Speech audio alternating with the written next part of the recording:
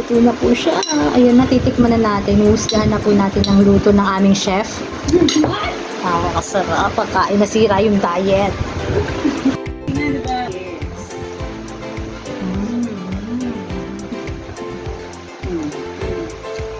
Sige, comment.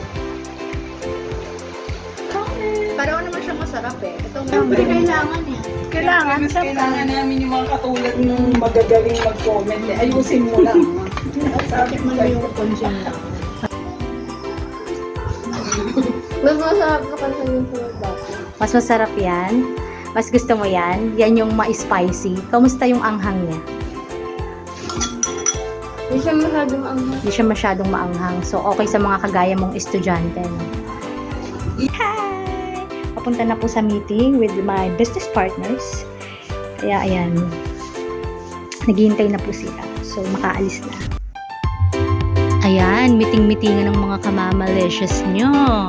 Pagkatapos naming magpa-taste test ng aming chicken pastil, ay pinag-usapan namin kung ano yung mga susunod naming hakbang na gagawin. Habang nag-o-opisina na kami sa kalihiman, ayan, kwento-kwentuhan, usap-usap, kung ano na ang gagawin namin. Kaya naman sana mga kamamalicious, patuloy po ninyo kami